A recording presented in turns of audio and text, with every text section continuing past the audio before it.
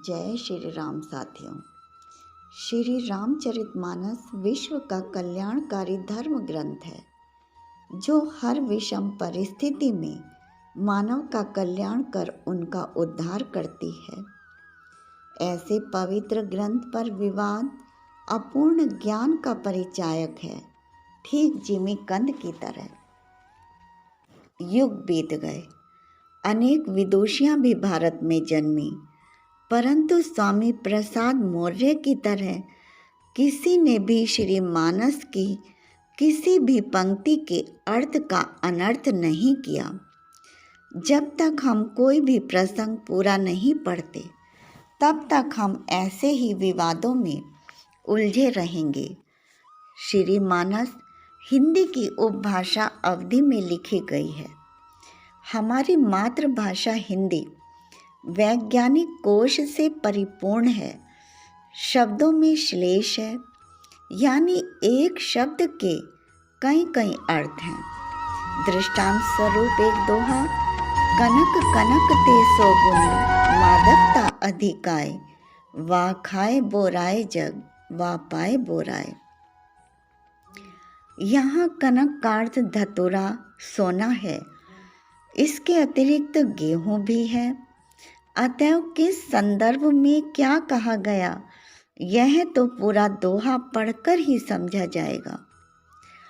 जो श्री राम सबको साथ लेकर चलते थे, गले लगाते थे, जिनकी दृष्टि सम्यक थी, फिर तुलसीदास जी उनके विषय में ऐसा कैसे लिख सकते थे?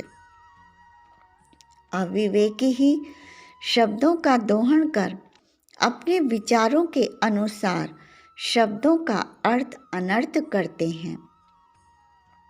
आजकल विवादित पंक्ति ढोल गंवार शूद्र पशु नारी, सकल ताड़ना के अधिकारी। हमें इस पंक्ति के पूर्व प्रसंग को देखना और समझना होगा। श्री मानस में 10,902 चौपाई हैं। सभी आनंददायक और कल्याणकारी हैं। फिर यह उक्त पंक्ति कैसे कष्टकारी हो सकती है? यह पंक्ति सुंदरकांड के 58वें दोहे की तीसरी चौपाई है। 57वें दोहे में श्री राम 3 दिन तक समुद्र से विनती करते रहे, परंतु समुद्र ने जब श्री राम की विनती स्वीकार नहीं की, तब श्री राम जी क्रोधित होकर बोले, भय बिनु होई न प्रीति। फिर लक्ष्मण से धनुष बाण लाने के लिए कहते हैं, क्योंकि मूर्ख से विनय, कुटिल से प्रीति और कंजूस से सुंदर नीति यानी उदारता का उपदेश व्यर्थ है। तब 58वें दोहे में काकभुशुंडी जी गरुड़ जी से कहते हैं कि चाहे कोई करोड़ों उपाय करे, पर केला तो काटने पर ही फलता है। ऐसे ही नीच यानी अहंकारी विनय से नहीं मानता, वह डांटने पर ही झुकता है, यानी सही रास्ते पर आता है।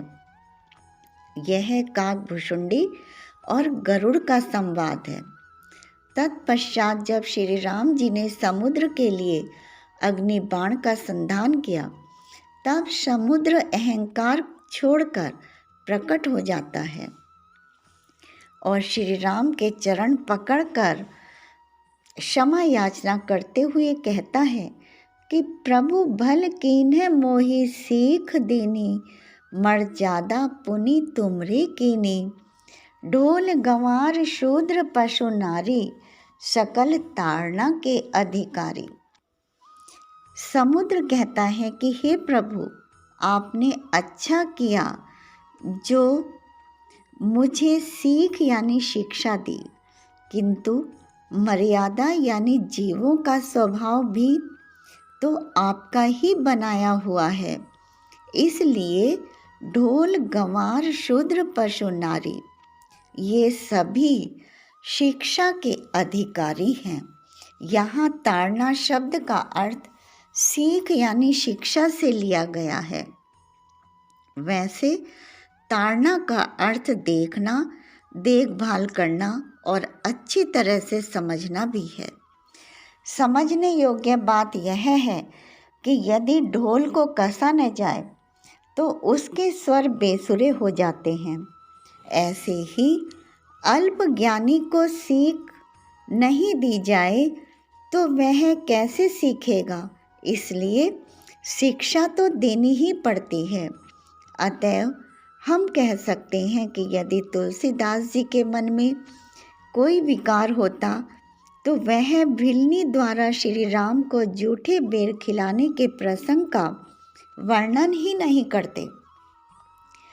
तुलसीदास जी तो काक भुषुंडी यानी कौवे और पक्षी गरुड़ के लिए भी सम्मान सूचक शब्दों का प्रयोग करते हैं। वास्तव में वे दृष्टा और सृष्टा हैं। मॉरिशस, फिजी, सूरीनाम आदि देशों के लिए जब भारतीय श्रमिक यहाँ से ले जाए जा रहे थे तब उनके साथ भारतीय संस्कृति की प्रतीक श्री मानस महाकाव्य और गंगा जल ही तो था। वहीं रास्ते में उनकी संस्कृति की सुरक्षा का पाथेय भी बना। जिस श्री मानस का एक एक शब्द मानव के लिए मंगलकारी है, आज उसी की शुचिता पर प्रश्न उठ रहे हैं। वाल्मीकि जी ने भी लिखा है, शृण्वन राम कथा नादम को न याति परम पदम। अर्थात श्री राम कथा को श्रवण करके सभी मोक्ष को प्राप्त कर लेते हैं। जिस श्री मानस के अक्षर अक्षर में मानव कल्याण की भावना निहित है, ऐसे महाकाव्य और उनके रचयिता तुलसीदास जी को मेरा नमन और आभार। प्रेम से बोलो सियावर रामचंद्र की जय। मंगले भवनि अमंगले हारी, द्रवहु सुदशरथि अजिर बिहारी। दीन दयाल विरुद्ध संभारी, हरहु नाथे मम संकट भारी। हरहु नाथे मम संकट भारी। राम सिया राम, सिया राम, जय जय राम। मेरे प्रभु राम, सीता राम, जय जय राम, जय सिया राम।